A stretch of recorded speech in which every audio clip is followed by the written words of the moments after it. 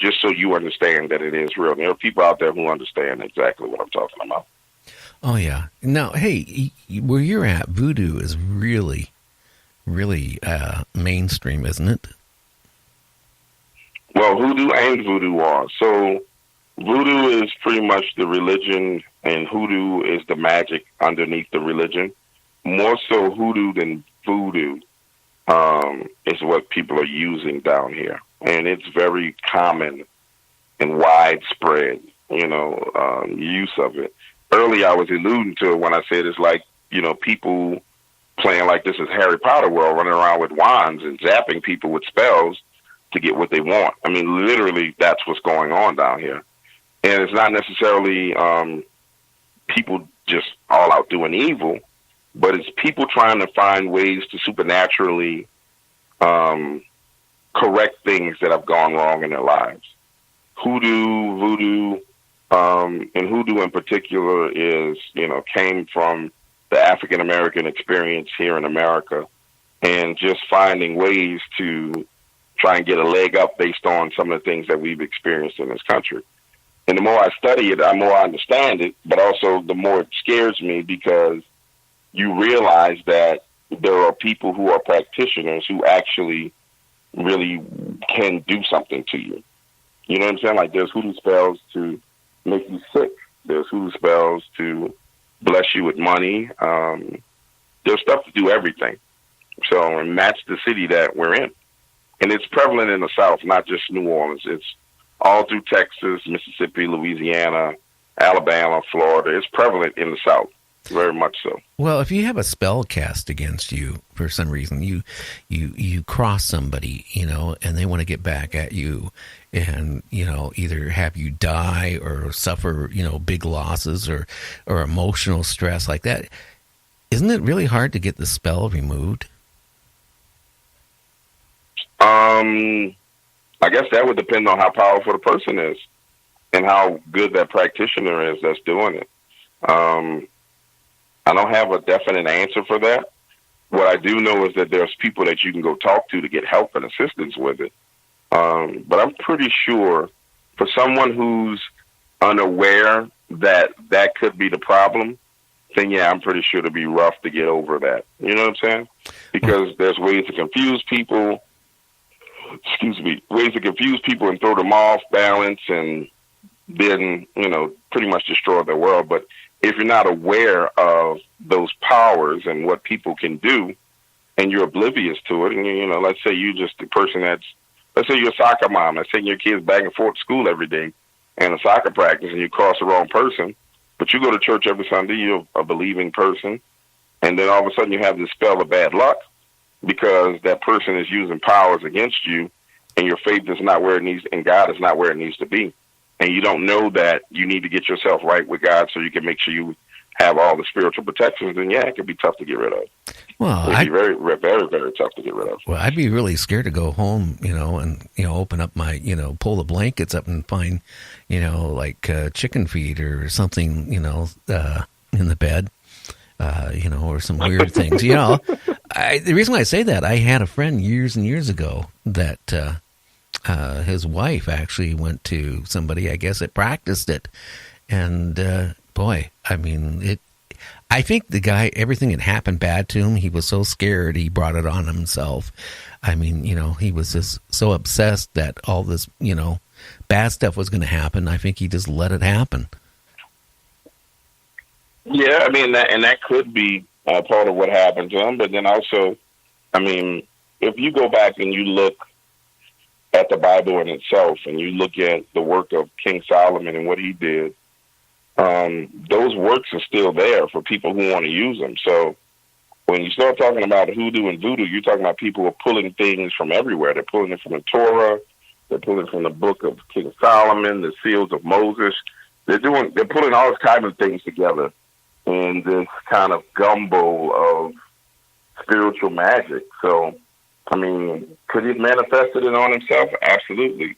Or could somebody have been powerful enough to actually put something on him? I believe that as well. We won't know the answer to that. I mean, I don't think we'll ever know the answer to that whatever happened to him? Did he ever get it together? No, I lost contact after him, after, what he was going through. I mean, he would come to work and he was a total, one day he was like me and you. The next day, I mean, he was just like, you look like a truck ran over him. I mean, emotionally, I mean, he was just not there anymore. And it just seemed to get worse. And he kept saying that, that somebody was casting a spell on him. And, I don't know. He seemed to lose everything. He lost his car. He lost everything.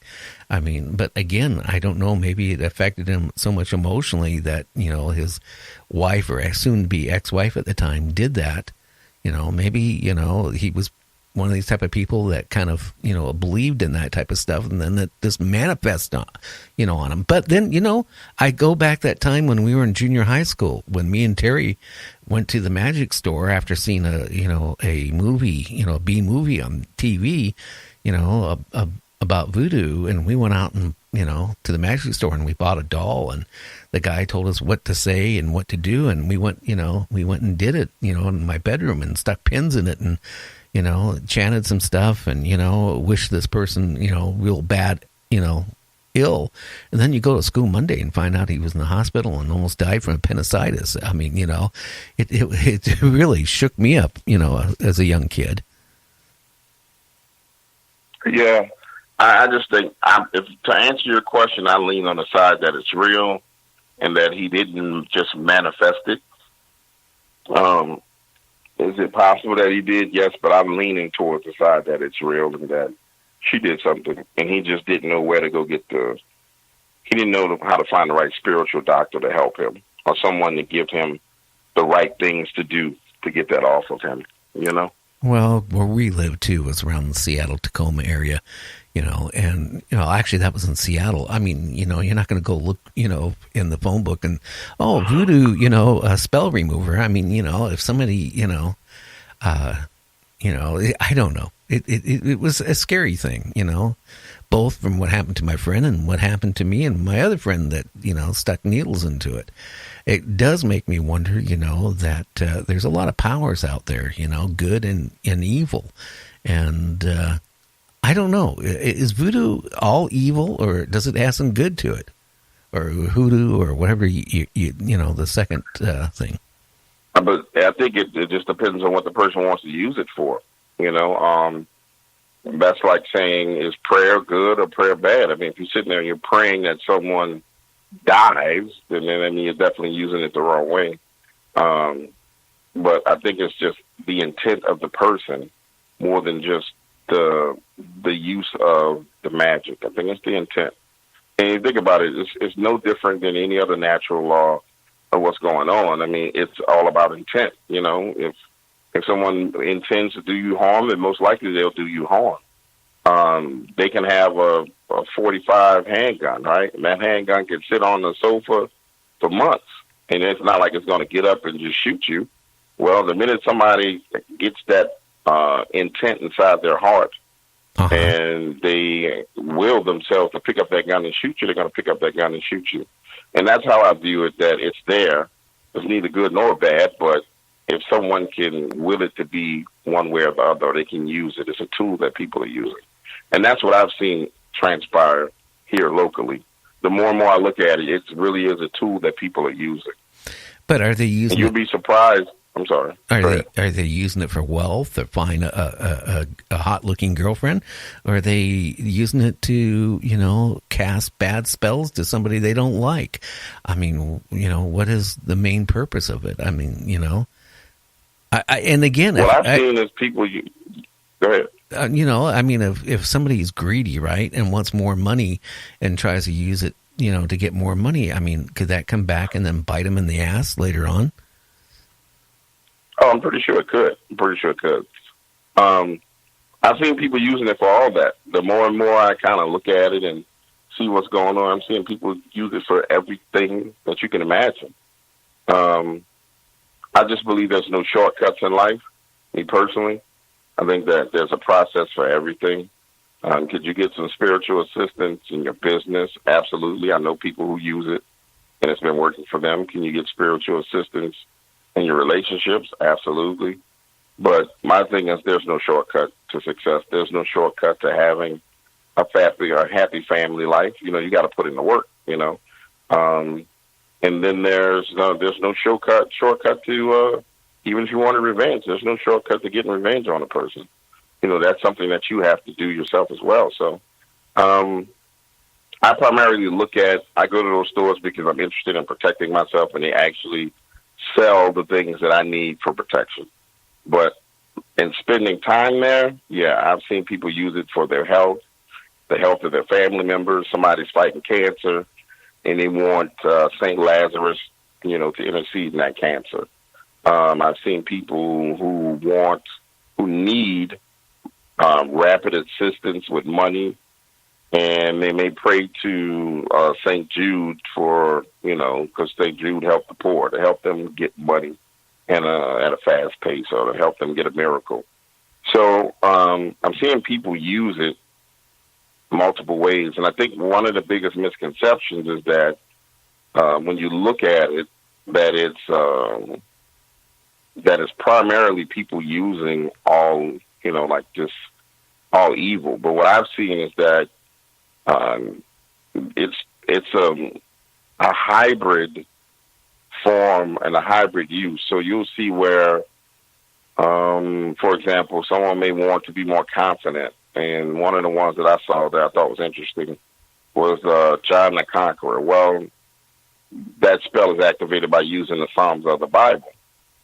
So it's like, okay, you're using, and I'm still confused about it, so I'm not proclaiming to be a professional on it. And you can, if you want to talk to somebody who really, really knows it, I'll get you someone that you can interview, and you can really go deep into it with somebody from down here.